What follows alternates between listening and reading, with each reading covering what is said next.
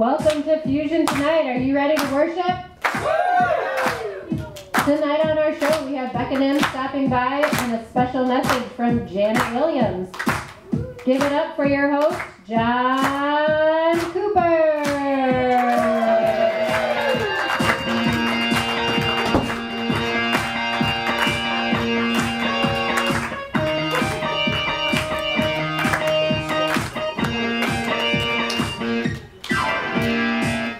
Welcome to Fusion Tonight. I'm your host, Jon Cooper. How are we doing tonight? Yeah. Oh my goodness, you guys, we have such a great show for you tonight. Before we get started, we got to talk about all this crazy stuff going on in the news. Do you guys follow the news? There's a lot of crazy stuff going on in the news. I saw this. There's been a recent rise in peanut allergies. So now the suggestion is to combat peanut allergies, that we need to start exposing kids to peanut butter as early and often as possible. And a lot of parents are worried about exposing their kids to peanut butter in case they have an allergy. Well, at least they were until their children turned 2, and they're like, you know what, let's see what happens to them. I think this could be good for them. It's true. I had to rewrite that joke like 5 times to make it nice. I don't know if you guys were watching the Golden Globes. Uh-oh, where is he going with this? Not where you think. I'm going to talk about Jimmy Fallon. Because that's way less hard to talk about. Jimmy Fallon was the host of the Golden Globes, and I don't know if you're watching, but during his monologue, his teleprompter stopped working, and he had to stall because he didn't memorize his jokes. Amateur.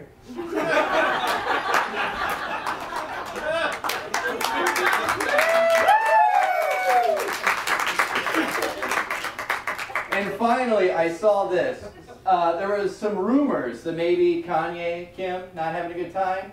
Fear not. Kanye put those rumors to bed. Still loves Kim Kardashian. Want to know how I know this? He has a Kim Kardashian air freshener in his car. That is not a joke. That is real life. It's a picture of her face, and it's scented. And it's amazingly accurate. The scent is just like Kim. It is like nothing special at all, but for whatever reason, very successful. Never understand. Ladies and gentlemen, please give it up for Mr. COVID Oswald.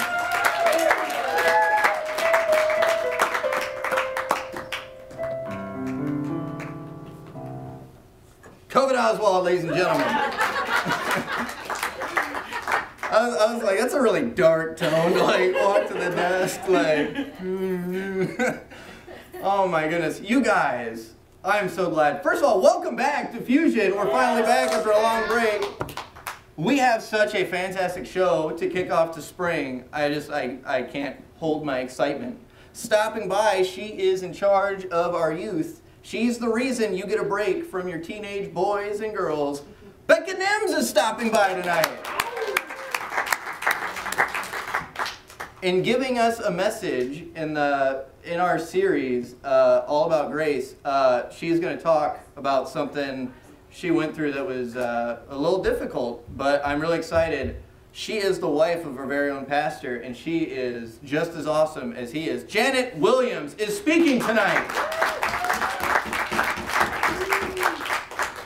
So I'm very excited, but before we can talk to our amazing guests, before we can hear our amazing messages for tonight, we are going to do here at Fusion what we call our open mic time. Now, if you are more familiar with a traditional worship experience, it looks a lot like Joys and Concerns. So this is your chance to share whatever's on your heart and your mind. It doesn't have to be serious. It can be silly. Maybe you've been trying to sell a pack of trading cards on eBay. No one's biting, okay? Maybe that's something you want to bring up. Maybe somebody here is a baseball card collector. I don't know. You'll never know. Let's speak up. So this is the time for all of that silliness, all that seriousness. I usually like to start just to get the ball rolling. I usually like to just cover something. It might be local, national, whatever. We're in the middle of a transition.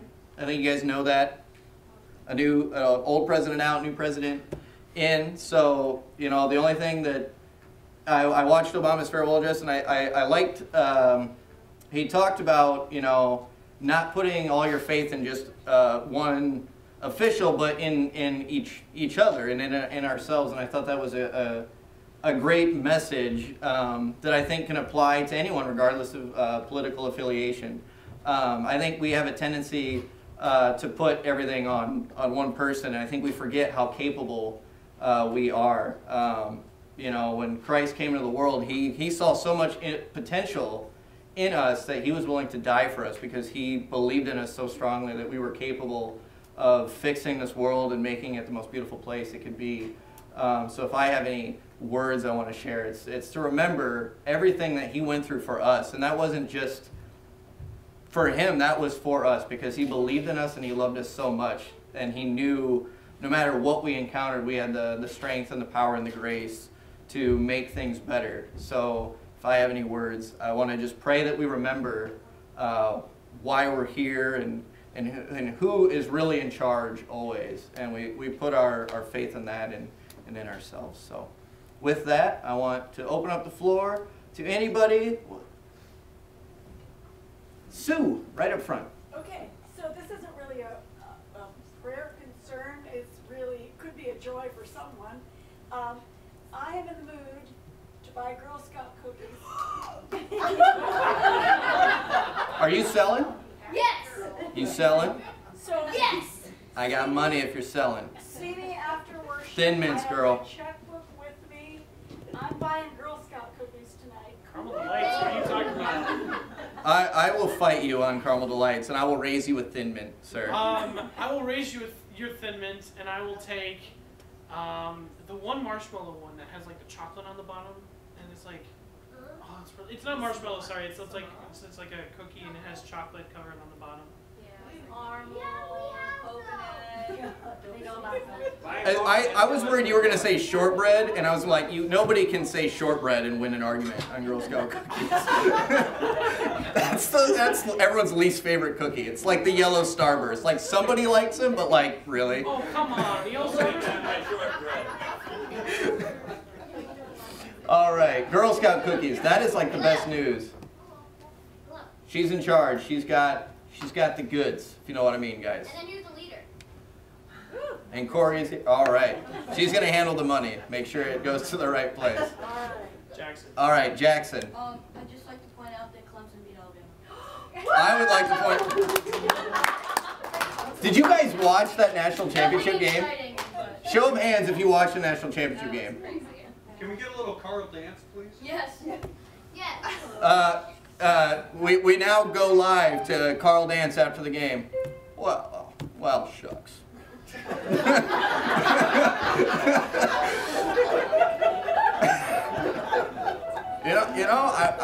I really thought when he ran that touchdown, 30 yards, he's 18-year-old quarterback, 30-yard touchdown. I thought, Alabama, roll Tide. And then this number 4, Deshaun Watson, marches him down the field. Refs don't like Alabama. They help him out. And now I'm sitting here, and I'm like, well, this is a bad time to realize I quit drinking when I was young. So.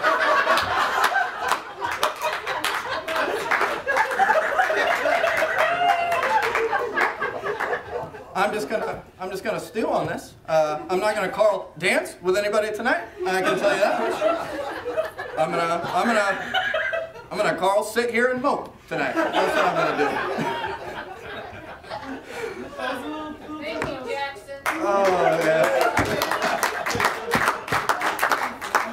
Oh, I wish Carl was here to pick on in person. I'm just too good at it. All right. I see Pastor Matt's hand up. Well, I just wanted to say that this last week, Elizabeth and Addison and I have been on vacation. We just want to say a big thank you to everyone who stepped up on Sunday and in between to make that possible. We were talking and realized that I hadn't taken any time off with this move stuff and everything happening since March, and didn't realize how much that was really needed for my own spiritual journey and just for our family. And we are back in the saddle today, and I gotta say, I'm energized and I'm ready to go. So thank you all. All right. Thank you, Pastor. I think one thing we don't do near a good enough job is thanking our staff, whether it be the pastors, associate pastors, whether it be Sam Barr and the worship band, Aaron Hansen and the bells, the choir, and Brian and Doug Schaefer. So just to piggyback off your good vibes, I want to give a round of applause to you because we should thank you more often. I want you to thank everybody that helps out at church because they all deserve a little time off because they do a fantastic job. So thank you, Matt. Anybody else? Yes, the Girl Scout lady. It's sort of a concern because last year there was over 5 people plus me doing Girl Scout cookies. This year it's only me and other 2 girls. Whoa. So the concern is that you might not have enough help, but the joy, more money for you. So be courteous when you rush her in the hallway after fusion. She's just one person, guys. So be nice while you take all the Girl Scout cookies you can. Anybody else? Go ahead. Yeah, I guess I'll be the last one. I'm going to Texas tomorrow. I leave tomorrow. I'm seeing my Nana, so yeah. And I'll be back Monday. So that I wanted to leave it on a happy note. All right. Well, we want to wish you safe travels and come back to us safe, perhaps with a southern drawl. Yeah, it's going to be bad. Just come hang out by me. I'll teach you all about it. All right.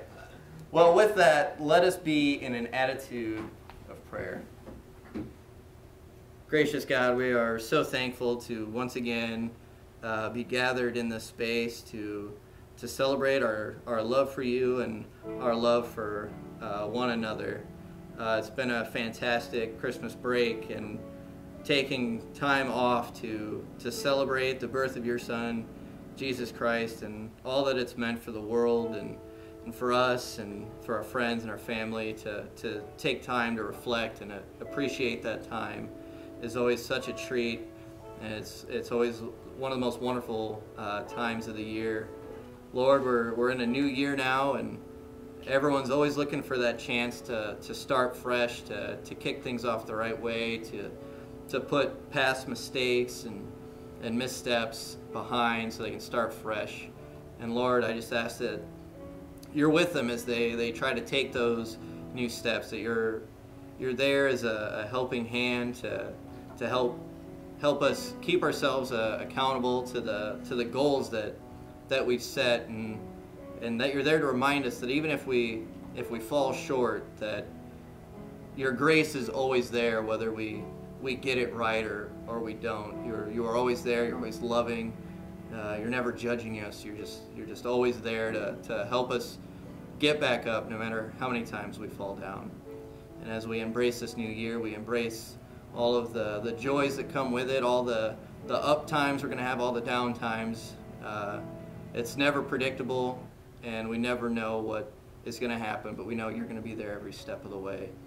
And we ask that you help us remember that so that we can stay strong in our faith and stay strong in our walk here on earth, so that we can use our hands and feet for good to build up people and build up places and things to be the best and brightest they can be, so we can truly create heaven here on earth, because that is ultimately what it is all about. We ask this in your name and in the name of your Son, Jesus Christ.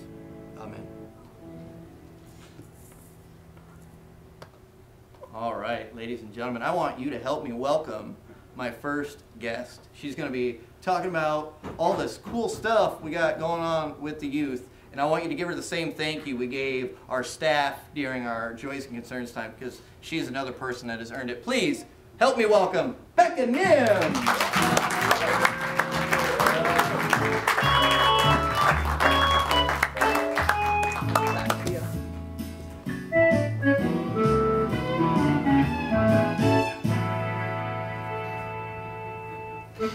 Just feels so suave. Yeah. Like, yeah, what's up? I wish like that played every time I walk into a room. Like a 1950s sitcom, like, and featuring Jon Cooper.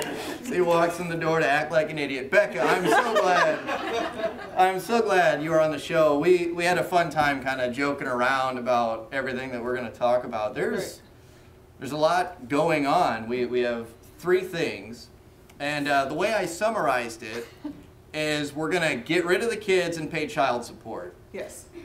That was how I summed it up, and you're all like, we're going to do what? But it's not as bad as it seems. It's actually a very joyful and wonderful thing. So first let's talk about getting rid of the kids. Okay, so for parents that are in the room tonight of 7th through 12th graders currently, we have 2 opportunities in the span of like not even 3 weeks this summer. Lisa Condon and I are working on an intergenerational mission trip to Henderson, Kentucky, and to the Henderson settlement, which is on the opposite side of the mountain from Redbird, if I'm not mistaken. The youth went, oh my gosh, maybe 5 years ago or so now, and had a really great time, and we're going to go back this summer. And open it up to anyone really who wants to go, from current 7th graders up. So if you have a mouthy teenager at home and you're like, you know what, I could just use some time away, send him to Kentucky. We'll put him to work. You know what, I'm going to send you to Kentucky because I need a day. So that's opportunity number 1, and it's obviously we're not just getting rid of the kids because we don't like them. We're getting rid of them because it's going to make them better people. We're going to send it, so Kentucky's the first one. So Kentucky's the first one. And the second one? The second one, once we get back from Kentucky, and this will probably kill me the most because 2 full weeks gone. After we get back from Kentucky, we have about a week, and then Summer Games University happens. And what that is it is a week-long, I won't even call it camp, because it's you spend a week at Grinnell College, you sleep in the dorms, you eat really great food, have worship. It's millennial camp. It's millennial camp. Well, yeah. Yeah. Camp for people that don't want to tough it out. Right. Pastor Matt's a part of the staff committee and has been a part of Summer Games for quite a while. Last year was my first year there, and it was a really great time. The kids always leave very impacted. So I definitely encourage Summer Games or any of the camps this summer for your students. Well, yeah, it's a wonderful chance for them to grow in their faith and to grow in community with one another. And one of the things we talked about is if maybe you'd like to volunteer, it's always helpful to get chaperones for these trips and these events. Help keep them in line, keep them focused. And then the other thing is donations. It costs a little over $400 per child for the summer camp. So it can be kind of a hefty price, but it's for a really good cause. And then obviously donation for the travel and everything to Kentucky. So wonderful opportunities for our congregation here to find ways to pitch in. Obviously, doesn't have to just be a monetary donation. Prayers are obviously just as helpful, if not the most helpful as well. So 2 wonderful opportunities if you have a child between in the 7th through 12th grade for a chance to grow and a chance for you to get a break. I mean, Elements Massage has some good deals, you know, sneak out, get that hour-long back rub, whatever. I mean, whatever. So that's getting rid of the kids. And then, well, usually when you get rid of kids, you got to follow it up with child support.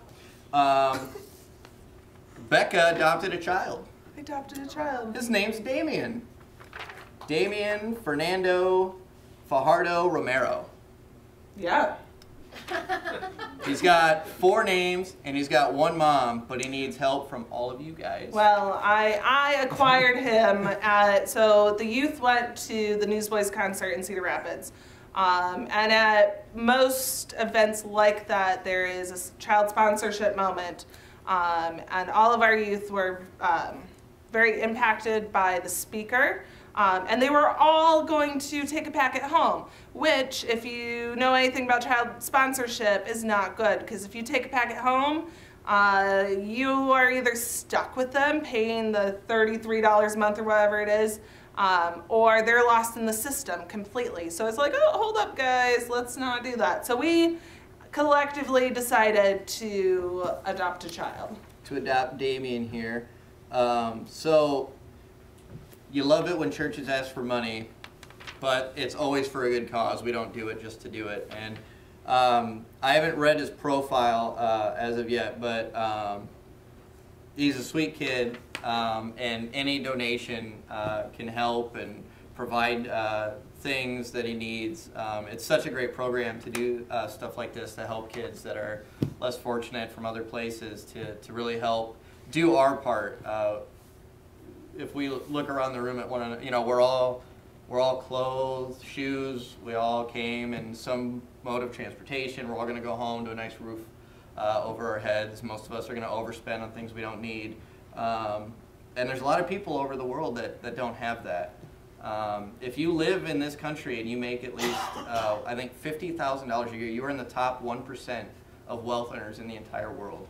So there's so many people that go without the wonderful things that we have as a result of living in the greatest place on earth. But it's nice to take time to give some of our blessings to people like Damien who really need it. So my goal in asking the church to help the kids support Damien, and we have been working tonight on fundraising opportunities for them to do. My goal is to raise enough money to cover a year and then hopefully be able to sustain it. As you know, kids buy into the idea and it's really, really great and they want to help, and then what happens when you actually have to give the money yourself? So we're going to be working hard collectively as a group to raise the money to support him. And do everything we can. So a lot of great opportunities to send kids on mission trips, to give kids a wonderful camp experience, and to help kids that aren't here. Damien happens to be in Honduras. So lots of wonderful opportunities. If you have any more questions, Becca's going to be hanging out. Otherwise, her office is like literally next door.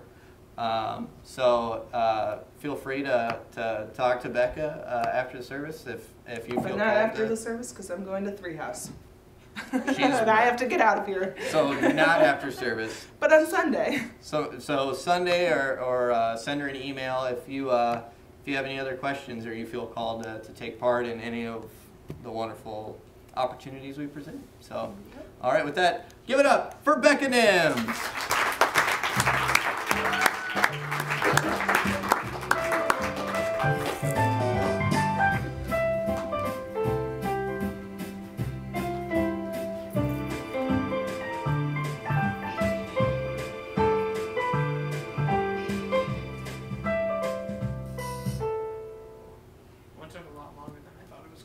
You had to play them out. It was really fun. And there they go.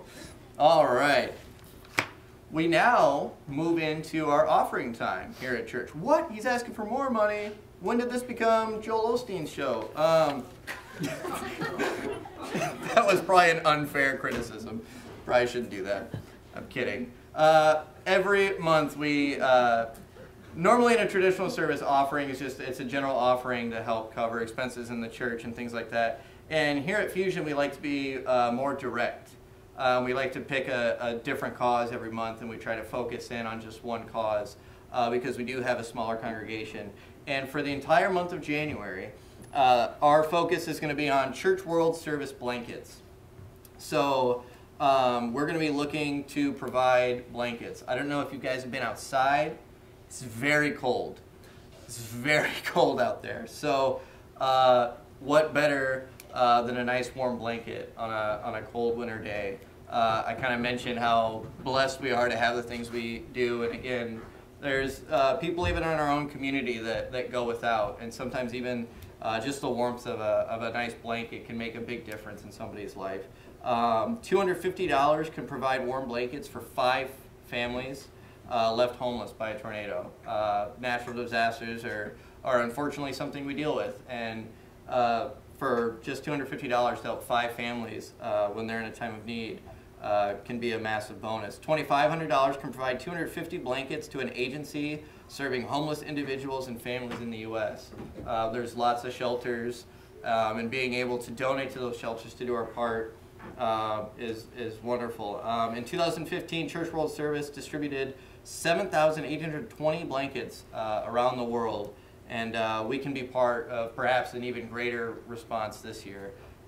So as we go into our offering time, I just ask that you put your hearts in a place to pray and think about those that are less fortunate, and if you feel called to give, we ask that you give generously to this wonderful cause. So with that said, this is your time for offering. All right, ladies and gentlemen, it is time for the main event tonight. It's time for our speaker. She is the nurse across the street at Lincoln Elementary. She is the pastor's wife here. She participates in the choir. She participates in everything. She's on home team. Who was that? I turned my mic on. She inappropriately turned her mic off. She is a woman of many accomplishments. And she is here to speak to you tonight. Please give a big hand for your speaker, your main event, Janet Williams.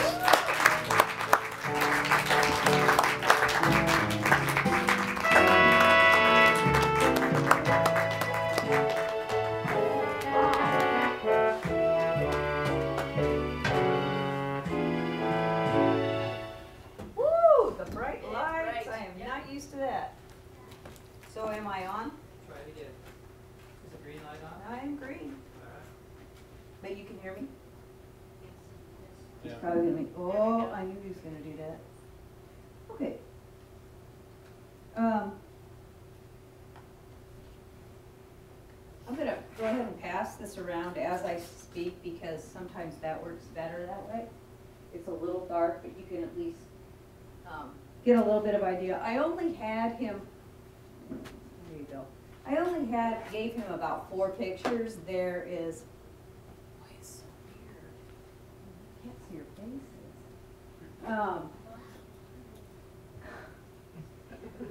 There's only about 4 pictures. You can put the first one up of the general there. And I'll let you look at that while I introduce a little bit of it. The idea to go to Africa got planted in my heart about 25 years ago. It would have been actually pretty close to the beginning of the Iowa-Nigeria partnership when we lived in Gladbrook, and we hosted Liatu Kani, who at that point was a layperson from Nigeria who was itinerating in Iowa, and she was actually a minister's wife. And I remember my children going to their bedrooms and picking out white stuffed animals, and we sent them back to her and her children. Her children were small at that time too. So, and now you look at this and I think, I sent white stuffed animals to Africa.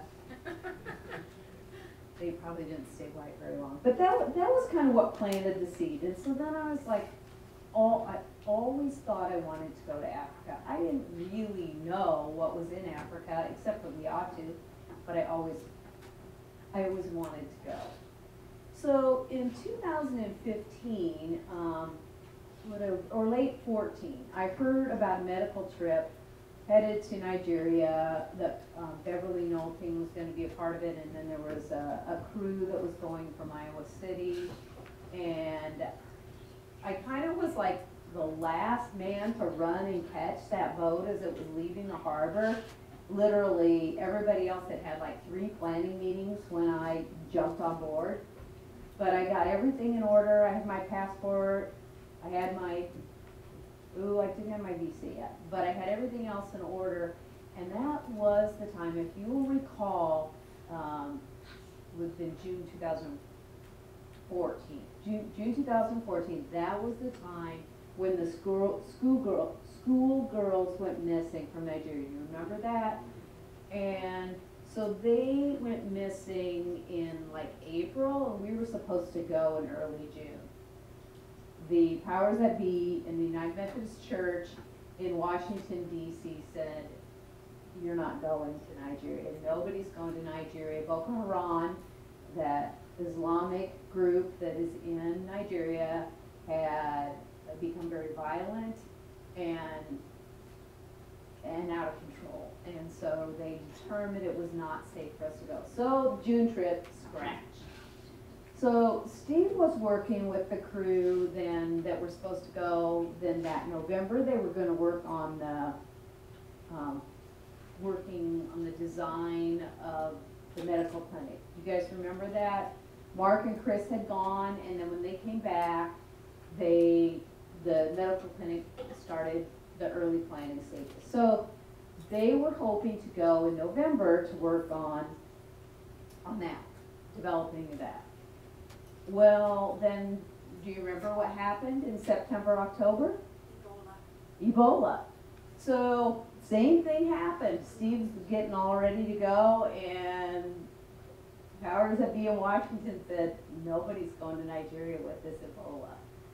So, both of us had planned to go individually, separate trips, and God said next to both of them. And then in June 2015, we got to go together. And that's what this story is about, that trip where we actually got to go together. So getting there alone, though terrifying is probably a pretty good example of it. The plane trips are not terrifying. They're long and you're tired. And if you've taken overseas trips, there's a long one to get over to Germany, and then you go from Germany, and then you're flying over the Sahara Desert, then to get to Nigeria. So I remember looking out the window, I was like, so there's some sand, there's some sand, there's some sand. There was a lot of sand in the Sahara Desert. And you finally get there, and you look at you know you're not in America anymore. You look out there and you look at the airport, and it doesn't look like home. And then you get on a smaller plane and you begin to really get in touch with God. You think you get in touch with God when you get one of those big planes that have air conditioning and are very comfortable. You get really in touch with God because you know your life is in His hands. And you fly a much smaller plane to a much smaller place that really doesn't look like an airport anymore. And then when you get on the ground, you're trying to change your money. And it's very hard to trust people when you don't know their language and you're meeting them at the airport. So that's how the whole thing starts. And then you load up in vehicles which may or may not have enough seat belts. And I'm like Miss Girl Scout, safety first, be prepared, do what you can to avoid getting hurt. So I'm already stretched out of my comfort zone here, and then we get to the Benway River. The Benway River, you load these flat boats that have a motor on them that don't steer very well. And I'm sitting in the back, the boat's here, it's got a vehicle, maybe even two vehicles on it, and I'm thinking, it's not going straight, it's not going straight. I finally shut my eyes and I'm praying, because I'm thinking, we're going to go aground. And we did. And so it's just to give you an idea that Africa is not at all like it is here. And that, well, that doesn't look like, that's not actually a road there, but the roads really don't look a lot different than that.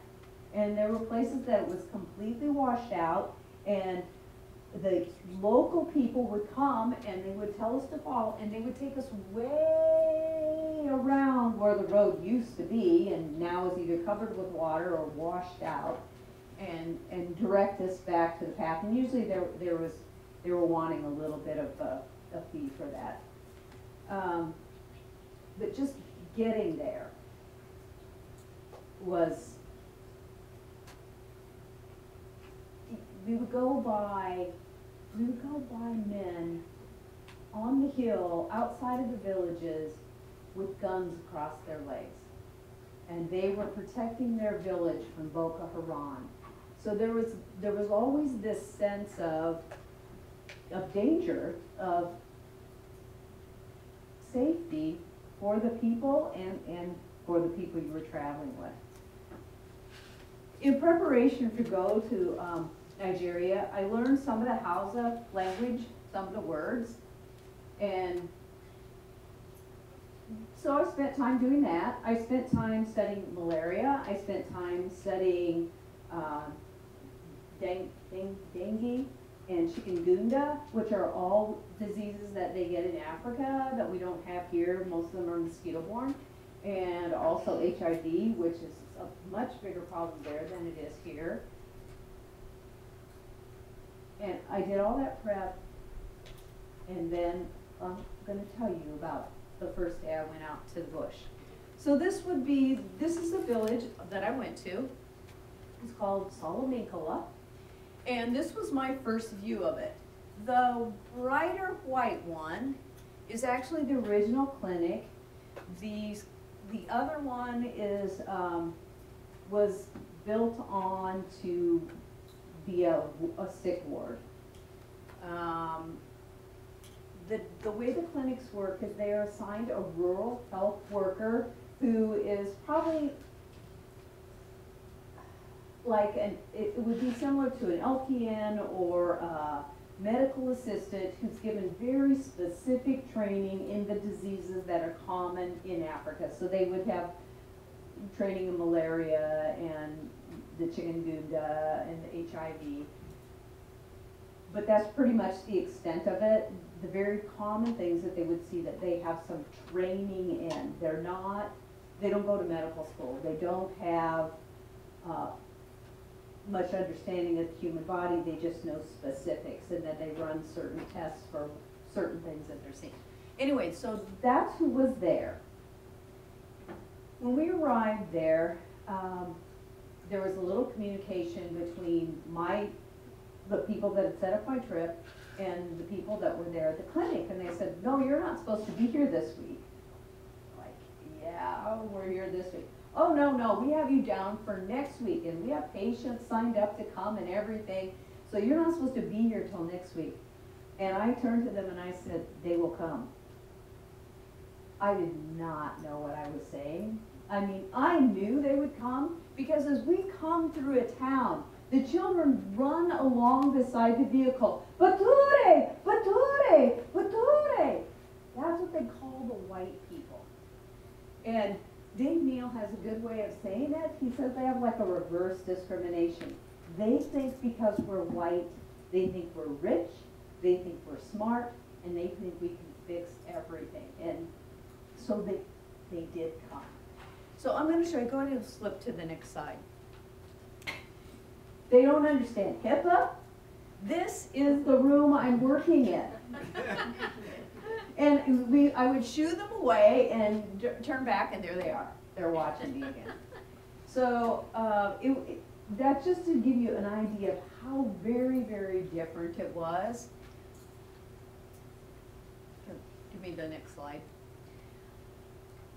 This is one of the, this is who disturbed my sleep that next night. One of the reasons my sleep was disturbed. This is a 12-year-old boy. You can't really see it very well, but his right leg, if you look, you can see the white bandage on it. That leg is 4 inches shorter here at the femur than the other leg, and it was twice as big around in diameter than the other leg. So I asked him what happened. He had been climbing in a mango tree 3 months prior to this, and he had fallen from the tree. And the witch doctor had come. I don't know what, because that's what they do. They have the witch doctor right there. And so the witch doctor, I don't know what he tried to do, but the boy still had an open wound here, and clearly the bones were not lined up. They were overlapping. So I put my hand on the boy's leg, and I said, God, what can I do poor boy, was a 3-month-old break. The bone has begun to knit back together. There's obviously an awful infection. His leg is blown up huge. So I said a prayer. I cleansed that with the antibacterial soap that I'd thrown in at the last minute. That was one of the things that God provided. Lisa saw this. People would bring in supplies to the church that they didn't need anymore. Either the person that they'd been caring for didn't need them anymore, they passed, and there were extra supplies. And I took a lot of that stuff down there, not knowing what I would need. And I can't believe how many times I would go to my bag, and there it was. I didn't know what to take, but God had prepped me from here for those things. And this is one of those times I couldn't do very much, but I soaked up his wound. And I said a prayer for him. I put my hands on him and I asked God to help him. And I wrapped that leg up and we gave him a crutch. Because I knew even in the States, if something like that would happen, the only thing they could do to fix that would have been traction for months. He would have been, and that's not going to happen in Africa. So chances are he's going to end up with one leg shorter than the other his whole life. There was nothing I could do to fix that. But I got home that day. He was one of the examples of what I saw. I saw people who wanted me to tell them what was wrong in their belly.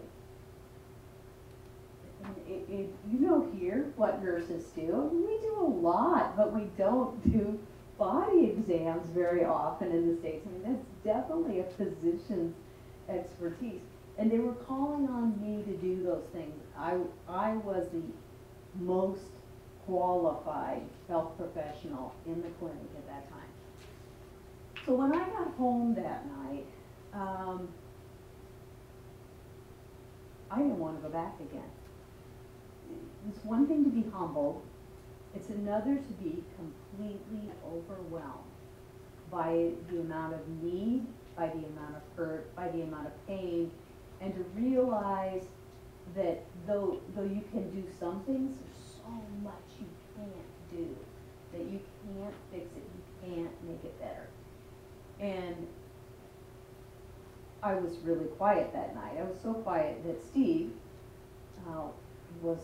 said, "Are you okay?" And I just, I couldn't say yes because I don't lie. I probably said, "Well, I'm not sure." And that night I was able to sleep, but I had a dream. And during my dream, I woke up back in the States. And I knew that we were back in the States because I had lost it completely. I could not do this.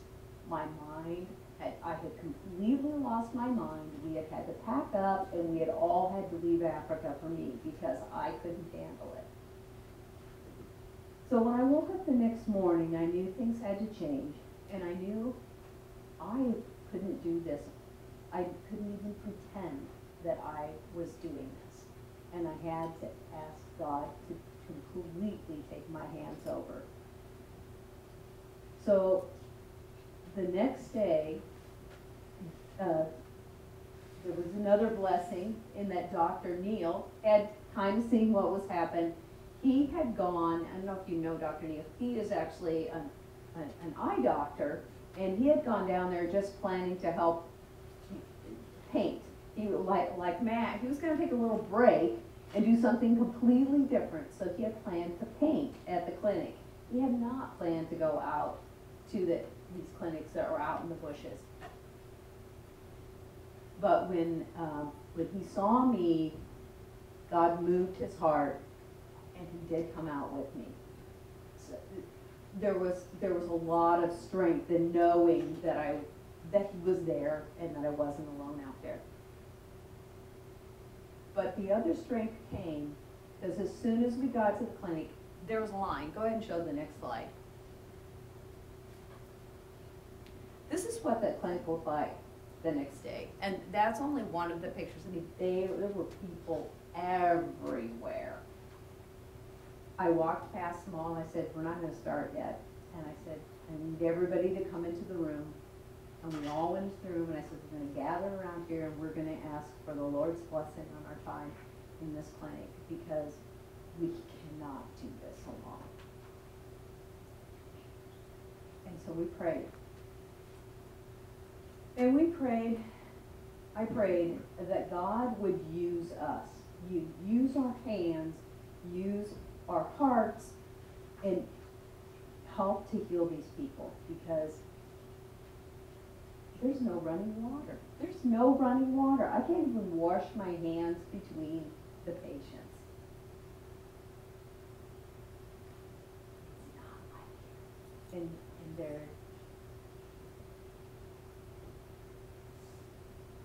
we couldn't have done anything without God. But God was there, and God did help the people, and God helped us to help the people. Do I have one more slide? That's it, okay. So were you able to get the Yes. Okay. There was one song that when we went to worship, and I forgot to say through this whole time, I had Montezuma's Revenge. I think we all ended up getting sick. So we're trying to, and it was just a whole, there's no flushings, there is a pit, and it isn't even like close. It was in somebody's, I mean, you had to wait to be invited, and it was probably lunchtime. So it truly stretched me to the end, physically, emotionally, and now Steve wants to go back in June. and now I know what I'll be going into. But I probably won't go out into the bush, but I do know the bush will still come to me, because they do. As soon as they find out there's a pature, even though I may not have any more skills than anybody who's there, because I'm white, because my skin is white. Therefore, they think I do. They think I am. So that's why we call on God to help us through that. Go ahead and show a little, or play a little clip of that, and then I'll play where it comes from in the Bible. Bless you, bless me. I'll never leave. I'll never leave. I'll never leave. I'll never leave. I'll never leave unless you bless me. I'll never leave. I'll never leave. I'll never leave unless you bless me. I'll never ever leave you not. I'll never ever leave you not. Okay, so does anybody know what that verse is from? I'll never leave you unless you, I'll not leave you unless you bless me. Who knows where that comes from? Anybody? Wrestling with that. Where's that from? Who's wrestling with that? Jacob. Jacob is wrestling with the angel. Yep. And so I'll just to read a little bit here. When the man saw, but he comes down in the form of a man. When the man saw that he couldn't win the match, he struck Jacob's hip. He knocked it out of joint in the socket. And then the man said, "Let me go, for it is dawn." But Jacob panted, "I will not let you go unless you bless me." "What is your name?" the man asked. And he replied, "Jacob." "Your name will no longer be Jacob," the man told him. "It is now Israel, because you have struggled with both God and men, and you have won."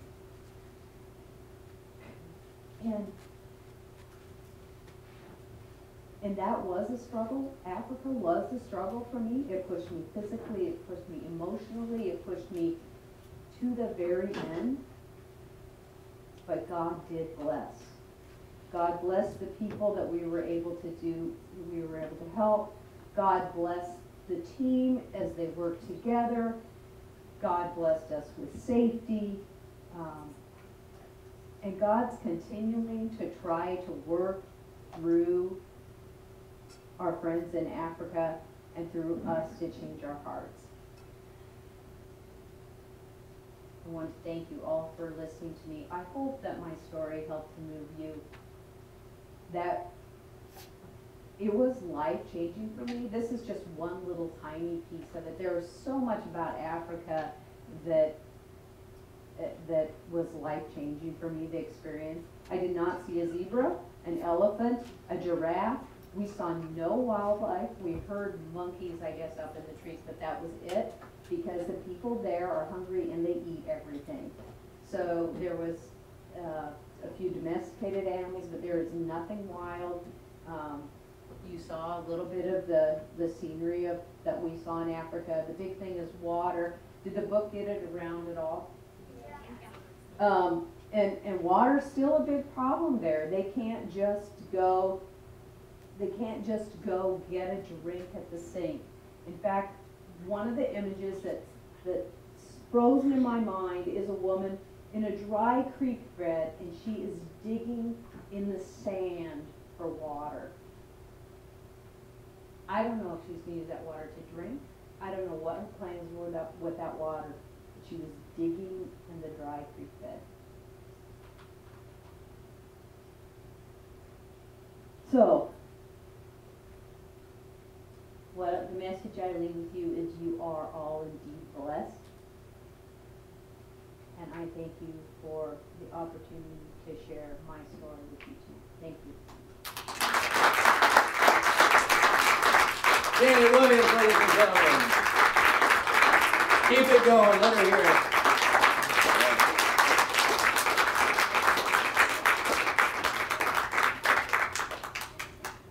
We will now, I believe we have a reflection song. Is that correct, Chris? Yep. So we will now have a reflection song, and I want you to take this time to reflect on the words Janet has shared, reflect on times in your own life where you have struggled, take this time to pray and be with God during this song.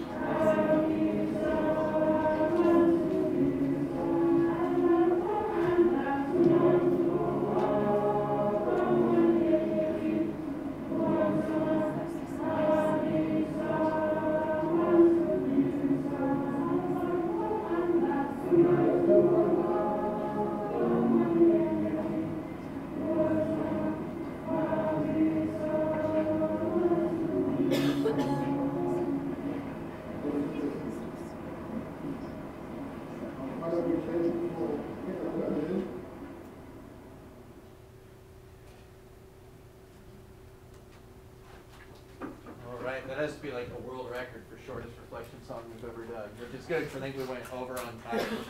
So I want to thank all of you for coming tonight. I want to give it up again. Becca Nims is gone. Give it up for Becca Nims. I want to give it up for Janet again for speaking tonight. And as you go forth this week, I want you to reflect on what she talked about. There's going to be a lot of times where we struggle or we feel like we're being punished or we're in exile, we're somewhere we're not supposed to be. But as we see countless times through the Bible and countless times lived out in our own lives and the lives of the people in our church community, no matter how bad things get, God is always with us. He's always blessing us, and He's always giving us all the tools we need to push on. We just have to keep the faith. We have to pray every day. We just have to know that we are loved. We have to take that love and use it to love and bless others as we have been blessed. So next week, Brock is going to be speaking. Brock is also going to be sharing his struggles and how he has found God. So I hope all of you are able to come next week. It's going to be very moving. It's going to be very powerful. So until then, be Christ for one another. Thank you guys. Have a good night.